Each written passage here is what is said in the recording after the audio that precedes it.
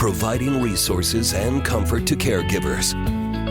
This is Caregiver Crossing. Hello, everybody, and welcome to Caregiver Crossing. Thank you for being here. Wherever you are, I hope you're having a fantastic weekend. If this is your first time joining us, Caregiver Crossing is a show brought to you by Joy's House, presented in partnership with Cardon and Associates, and we're here every week, as long as they'll allow us to talk about all things caregiving. And again, we're glad you're here. I'm Terry Stacy, along with Tina McIntosh. Hi. Oh, hi. Hey. Hi. And next to her is producer Noah. Hello, Noah. Hey, we're going to talk about a nun study. Like NUN, right? NUN, like a study about nuns in just a moment. But first, we're going to talk about Fortnite because... Oh, I'm sure that hits our target audience right now. Just I'm sure real quick. Everybody listening plays Fortnite. So here's the deal. Fortnite's a game. Well, wait a minute. What? Would you suggest that caregivers perhaps venture into Fortnite? Well, so here's the deal. This all started because before we came on air, we were talking about the fact that I play Fortnite. And I said, I'm not embarrassed, nor am I proud necessarily. But she whispered it. I do. She was whispering it when she was telling I didn't want y'all to hear. But I do play. I started playing last December with my son because I wanted to do something that he enjoys. And then I really realized that for me, I checked out of everything. Like, I'm not worried about dinner. I'm not worried about the dogs having to go out. I'm not worried about work. Like, I don't care. And I'll just play. And I won't play for hours, although I'm sure I've done that. But I do think you can make fun of it. And I probably would if I were you. What I do think is if we all had something where we could just check out for a few, it centers us differently, kind of resets things. I agree with you. And look, you're hooked.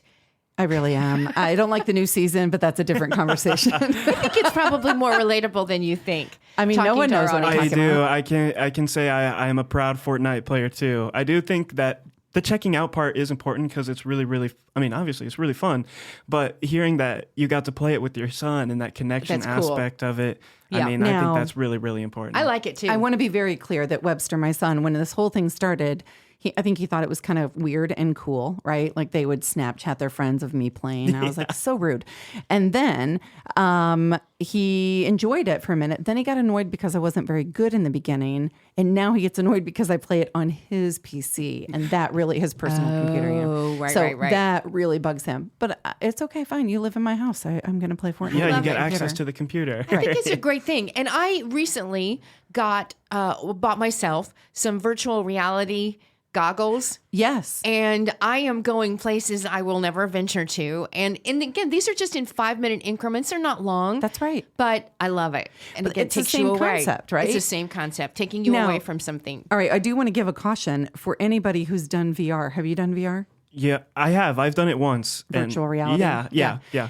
I know you know, but I want to make sure I'm saying Everybody else the words, knows, right? yes. Right. Have you done the one where you go up in the elevator and you step out onto the plank? I have not That is done the that only one. one I've done, and I am absolutely terrified of heights. It felt way too real. Yeah. It is so real. And do you know people have like injured themselves because when you come out on the VR on the plank, you feel like you're on it. So when you start to fall, Right. people have hit the ground. People really think they're have falling. crashed into their TVs. Like They've been hurt. There's actually now that there's when you check into emergency room, it's already printed on the form. No. Hurt by gaming. Are you serious? I'm kidding. Oh, I mean, I could probably. No. I believe it. probably But I strain bet- my but I thumbs bet. in Fortnite. Yeah. Right. I bet that is become for more sure. of like pickleball injuries are now really common. And so I'm guessing there's been some injuries. Yeah. Enough. I should probably play With virtual pickleball reality. more than I play Fortnite. But anyway, It's super fun. Let's talk about NUNs. The nuns? Yeah. All right. Who wants to talk about it? Who wants to bring up the study? I mean, Noah brought it to our attention. It's this overview, this nun study that was originally launched in 1986 by Dr.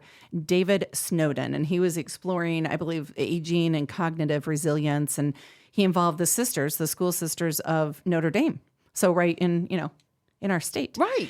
So a group of Catholic nuns who were dedicated to education and service. And so these nuns agreed to donate their brains for research. Wow. And that would allow then for him and others to study, insights into brain health and aging. And so there's this focus on lifelong learning that comes with it. And there were a few key findings to it. I don't know, Noah, if you want to share the key findings. Yeah, I would love to. So I think there were some really interesting things that Dr. Snowden found. First one is the higher education levels correlate with greater cognitive resilience, allowing some nuns to show almost no symptoms despite having brain disease. That's amazing. That is really amazing. That is amazing. And again, Okay. do we know the ages of the nuns when they passed? They were Did they have between good long 2 lives? and 102. Okay. Yeah. Perfect. Very wide range. Nailed it. One of the other key findings was that strong social bonds and emotional well-being contribute to better cognitive health, with nuns engaging in community activities. I think we at Caregiver Crossing kind of know this, but it is really important that it's shown in these findings. Mm-hmm. Yeah, this takes me right to Sister Act. Well, I believe that they donated their brains when the actors were done. It was That's so not good. True. It is not true. No. Many are still alive. No, Nobody's here. But let's transfer this to what it means for caregivers. And so it means that caregivers have to prioritize our own mental, social, and physical health. So that is take up a new hobby. It might be VR. It might be pickleball. It might be, Fortnite. Could be Fortnite. I mean, whatever it is, or participate in book clubs or something to stimulate the brain. Join community groups and volunteer and participate in social gatherings. I know, y'all, that's not easy to do. Sometimes it's just easier to, can I say, not put on a bra and like stay at home with a cup of tea? Am I allowed to say that? Sure you can. Because I just did. Well, But yeah. you Okay, did. say it But again. it's true. Like you just want to stay in your PJs and not have to shower and just hole up in your house. That's okay. Those days are important. You can't do it every day. You've got to get out. You have to have a social network. And so, and then you aim for at least, this is where I feel like I'm always lecturing myself, 30 minutes of physical activity most days. That can be walking. That can be dancing. That can be yoga. Do you guys ever dance by yourselves at home? No. I love to dance By by yourself? myself. I will all the time. In the mirror? I'll put headphones in, turn them on as loud as possible, and just dance a little bit in the mirror. I love that. It's so much Do you fun. have good moves? No. Yeah. They're absolutely Yeah. horrible. Yeah, I feel that pain. Like there are times I get off of like a really serious meeting when I'm at home, and I just in my head I break it down like Elaine on Seinfeld, if anybody's familiar. Yeah. And I have a gigantic mirror, and I catch myself and think it's a good thing nobody else is here. But there's something it does for me. Like it's not It's the 30 movement. minutes, Yeah. but it's Yeah. like I get it out, like I'm bursting. Anyway, and then practice mindfulness and reflection. Those are really important things to do.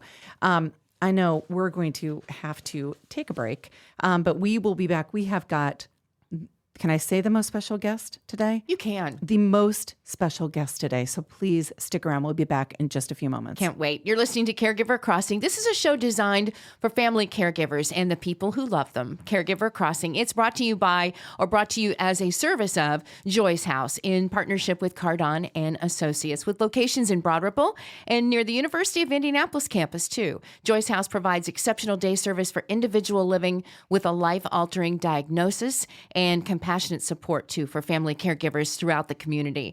At Joyce House, we believe that everyone deserves to live their very best life, regardless of their abilities. Learn more about our adult day and caregiver support services by calling us at 317-254-0828 or by using or visiting joycehouse.org, and do that today. That web address again is joycehouse.org. All right, everybody, stick around. We'll be right back with more Caregiver Crossing right after this.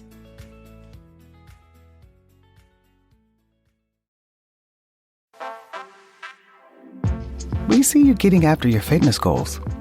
But what about those money goals?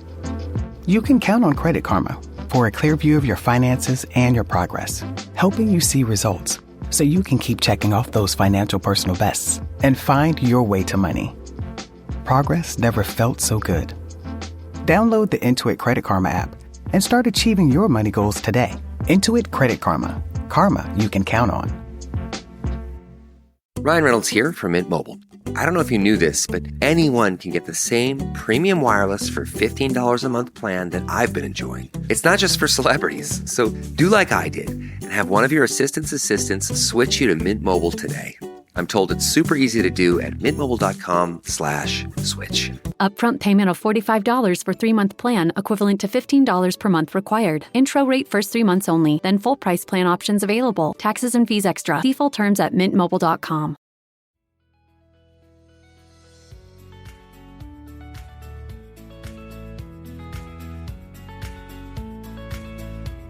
We are back on Caregiver Crossing. I'm Tina McIntosh, co-host of the show with my lovely co-host, Terry Stacy. Hello. And we're in studio with our producer. Hello. That's Noah. And we have somebody really special with us here today. I want to tell you a little bit about her before I introduce her. I got to know this woman when she was an occupational therapy instructor. She's been an advocate as long as I've known her, which is 25 years. And for those living with dementia, she herself was diagnosed with dementia years ago. And she's joined us in studio to talk about what that experience has been like and to give us some insight. And I just love her. Her name is Becky Barton. Becky, welcome to Caregiver Crossing. Thank you so much. Yeah, it's we've been friends for a long time. Yes. I just want to let you know Terry's going to pull that mic to your face. And this is going to be a little bit of a different time for us here in Caregiver Crossing because we're here with Becky and we just want to ask some questions and we want to hear from her. And I can tell you that I have loved her for a long, long time. And so, Becky, thank you for being open. I know I've seen you do so many talks about living with dementia. Can you share a little bit with us now about what it was like? Do you remember being diagnosed? Yes, I do.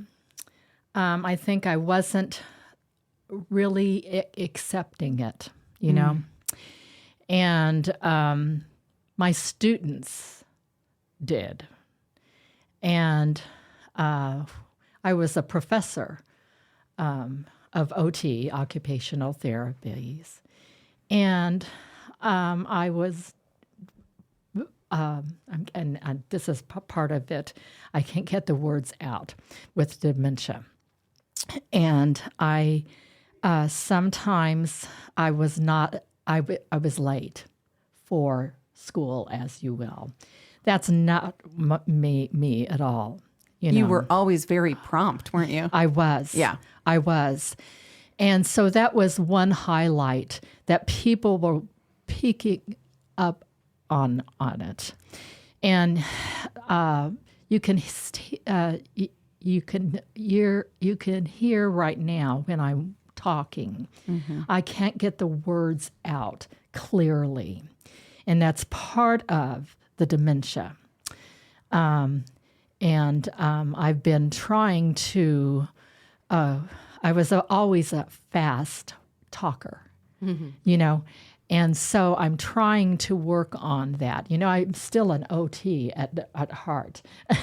As a matter of fact, Becky, this is Tina. And you used to tell me that I was an honorary occupational therapist. Absolutely. We've known here a long time. A long time. And so I don't know. I mean, I you're living with dementia. And so it's hard when I say things like, do you remember? Because the answer might be yes or no, but you tell me, do you remember what it felt like on the inside? When it was going on, I don't think I knew what was going on. Okay. So it took other people saying, yes. Hey, Becky, hey, Professor Barton, I think there might be some kind of an issue here. Yes, I have one story that I can tell you. I've been to Ukraine twice with students.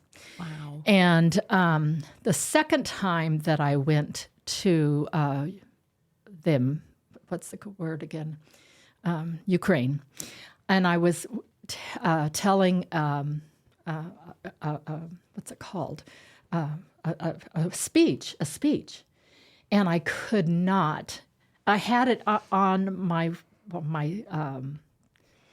a paper, but I couldn't read it. But you couldn't read it. But I couldn't read it. And I couldn't get it through it. And we had a person that was doing when you can't. This is not. I'm sorry. It's okay.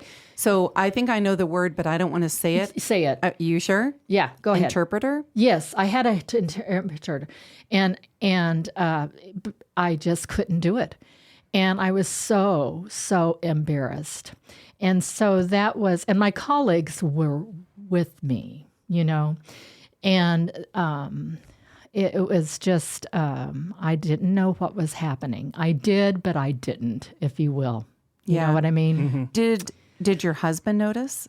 He wasn't there because I was in Ukraine. Oh, and we didn't take him to Ukraine. No, we didn't. No. But anyway, I think, Bob, where are you? He's right over He's there. right over here. Yeah. He knew. Did you know? He knew.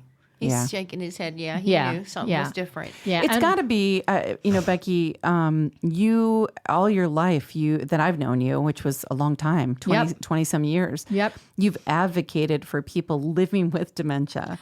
So all of a sudden to get the diagnosis had to kind of turn your world upside down. It did at first, but now it's okay. It's okay. It's part of who I am, and that's okay. And there's a lot of other people that have different things doing, and I just try to live. How do I say? I can still read. Mm-hmm. I walk the dog all the time because now I'm not working, and so I'm doing things that I would never had. Be able to do it because I'm not able to work. So I have another question for you, because Becky, you and I have known each other for such a long time. This is Tina. Yeah. And we've always worked very fast together. Yes, we do. And I hear you just said that you have to learn how to slow down when you're talking and when you're doing things now. So like I am slowing down and talking with you. I'm not trying to be, now I've lost the word. What's the right word? Patronizing. No, I'm not trying okay. to be patronizing. I'm trying to match where you are, right? You are. And repeat things to help you. That helps. It does, because sometimes I feel like I'm being rude and patronizing, and I would never want to make you feel that way. I know. I understand that. I do. So what can people do in conversation with you to be helpful? Bob, help me that. Yeah, Bob, come on up here. We can Come on, grab Bob. a mic for you. Here we go. Bob's my husband. Hi, this is Bob. Hey, Bob. And what can people do to be helpful? There's a lot of repetition. Sometimes if you get to more than 2 or 3 sentences, Becky might have forgotten the first sentence already if it's a conversation. So we go back and restate a question or a statement, and that will help Becky. And a lot of times it's knowing when to jump in to pick up a word or a phrase that she might need. So I do have to sit back on occasion and let her try to find that on her own, just so that there's no problems or friction or anything like that. And most often she will pick up the word, but as you did, Tina, just then, to give her a word, and then all of a sudden that'll trigger the rest of the sentence. Yeah. My brain is not at the same pace. Yes. Okay. And you can hear my stuttering. And I was never a stutterer, but kind of I am now. Well, it's just part of where you're on the journey. It is. So, Becky, we're going to have to take a quick break. We're going Okay. to ask you to stay right here. Okay. We're going to have to take a commercial break, and then we'll be back here on Caregiver Crossing in just a few moments. So stick around with us for Becky Barton, our very special guest. Okay. Thank you. You are listening to Caregiver Crossing, a show designed for family caregivers and the people who love them. Caregiver Crossing is brought to you as a service of Joyce House in partnership with Cardon & Associates. With locations in Broad Ripple and near the University of Indianapolis campus, Joyce House provides exceptional day services for individuals living with a life-altering diagnosis and compassionate support for family caregivers throughout the community. At Joyce House, we believe that everyone deserves to live their best life, regardless of their abilities. Learn more about our adult day and caregiver support services by calling us at 317-254-0828 or by visiting joycehouse.org today. That web address again is joycehouse.org. All right, stick around. We'll be right back with more Caregiver Crossing shortly. Get this. Adults with financial literacy skills have 82% more wealth than those who don't. From swimming lessons to piano lessons, us parents invest in so many things to enrich our kids' lives. But are we investing in their future financial success? With Greenlight, you can teach your kids financial literacy skills like earning, saving, and investing. And this investment costs less than that after-school treat. Start prioritizing their financial education and future today with a risk-free trial at greenlight.com/Wondery. Greenlight.com/Wondery. Greenlight.com/Wondery. We're back on Caregiver Crossing. I'm Tina McIntosh. I am in studio with my co-host, Terry Stacy. Yes, here. Hi, that's a present. And Noah is our lovely producer. And so we are carrying on a conversation with Becky Barton. And so I want to reintroduce her for those of you who may just be jumping in on the conversation. But Becky is by trade an occupational therapist. That's when she and I met 20 some years ago. She is a dementia advocate her entire life. And now she is a beautiful woman living with a diagnosis of dementia. And so the pace of this conversation might be a little bit different. We're matching where Becky is today, which seems to be in a good place today. Yeah, Becky? It is. It is. So what are your favorite parts of your days right now in life? Well, I like walking the dog. Yes. And I'm so glad that I have this dog. I think walking is very good because you're energized, you get outside, all of that stuff. I still read. Yeah. It's not as easy, but I used to. One thing is I'm a singer. And I've had to let go of a couple of people, what's it called? Bob, help me. Bands that I used to sing with. And I had to let go of that because I could not get the words out correctly. I can still sing, but I can't get the words exactly right. And that's one of the things that I hate. Hate is not the right word. Well, it's frustrating, right? It's frustrating. Here's what I love about what I hear you saying is that you love the moments in life like walking the dog, like singing, reading.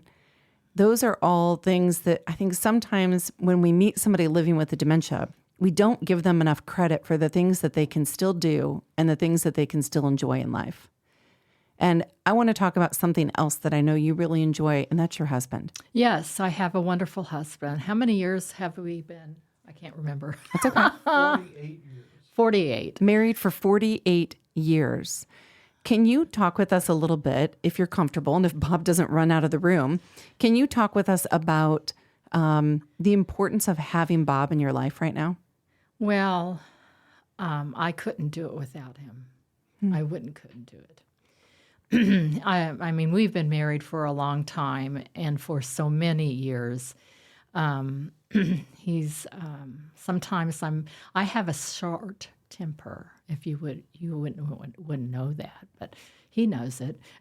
Yeah. Okay. So we get lots of people listening to the show who are carrying alongside somebody living with a diagnosis just like yours. What would you say to a caregiver right now about the times when people are short? When I'm short to him? Yeah, like what would you say if I said, gosh, my mom's really short with me? What would you say to help encourage me? Well, I would say I'm really sorry. Sometimes as a couple, you don't say those things, But for anybody else, you just have to take it slow. And for yourself that has the dementia. And I'm getting better with that. I'm a talker and a fast talker. And, it's difficult to change when you're this old. I mean, I'm not really old, but when your habits changes, and that's something that's different. So let me ask another question. That what you just said was great advice for caregivers. If I were living, this is Tina from Joy's house, okay? Yep. And Becky, you and I have been friends for a long time. Yep. If I were the person living with dementia, what advice would you have for me? For you, if you had dementia, I would tell you to just go ahead and what do you doing?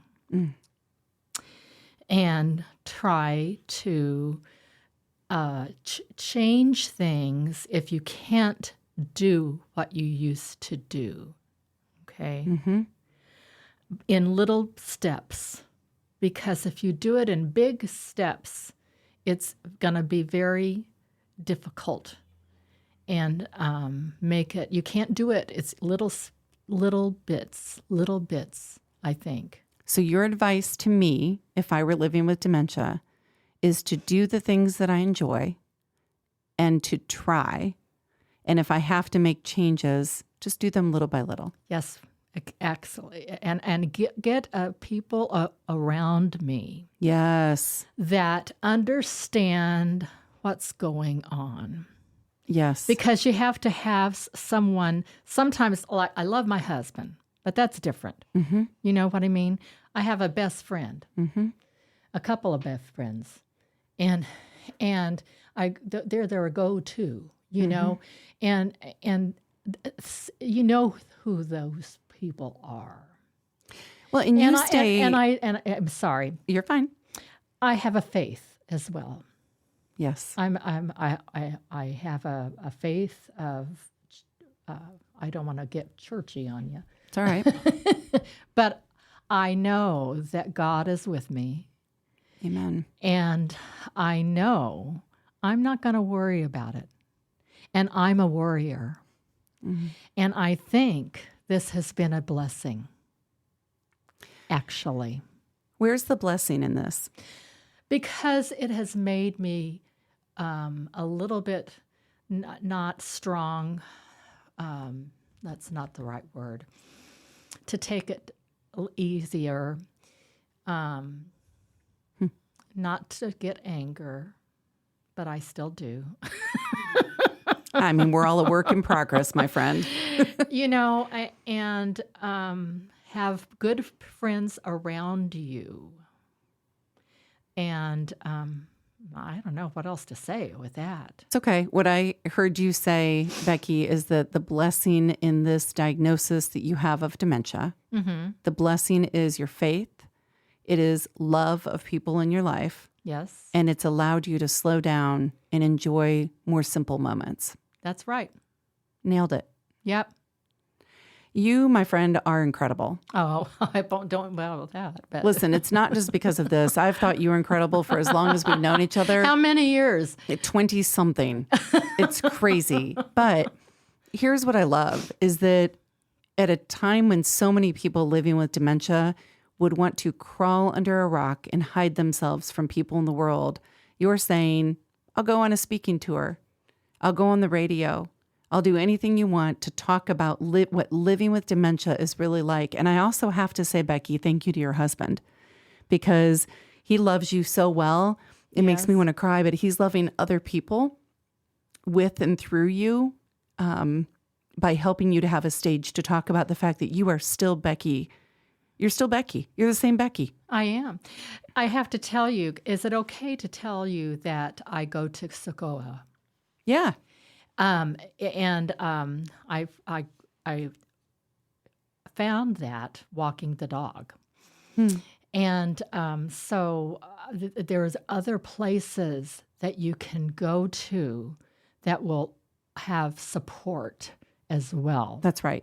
Find your people, right? Yeah. Find your support with your friends and your family, but also professionals. Yes. And then, Becky, we're going to have to go. But one other thing I want to tell you is you come to Joy's house. in Broad Ripple, and you sing with our guests here. And I just have to tell you that you light things up. I mean, having you come in is such a blessing for us. So thank you, because you volunteered at Joy's house 25 years ago, and you're still doing it, my friend. Well, and my good friend, what's her name? I can't get her. Candy.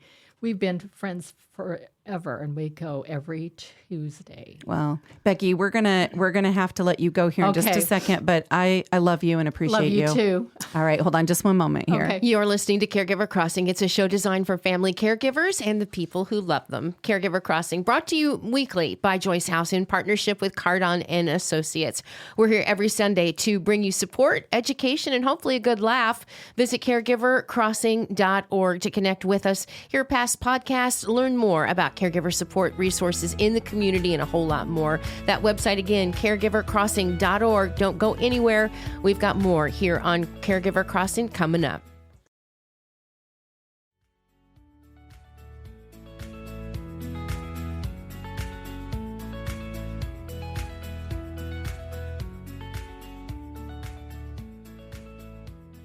Welcome back to Caregiver Crossing, everybody. Thank you all so much for sticking around with us.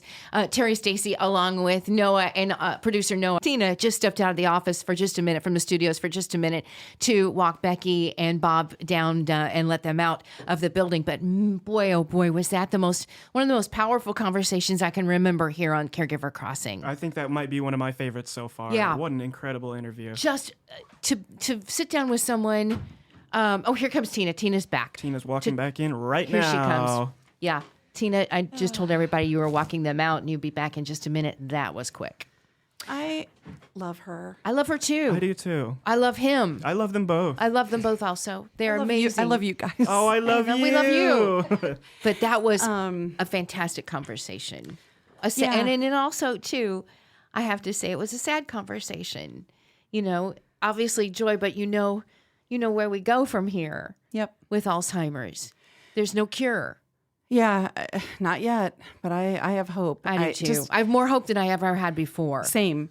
And, I thought it was beautiful, though, for her to say the blessings in there. Me too. Boy, did that pop out. Right? I mean, the simple things in life, and getting out and walking and moving, and I don't know, it's so Singing interesting. And I typically see people when they have had a diagnosis for a couple of years at Joy's house with our adult day services.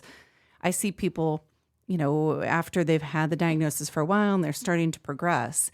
And so knowing somebody as closely as I've known Becky for 20 some years, I'm really proud of her.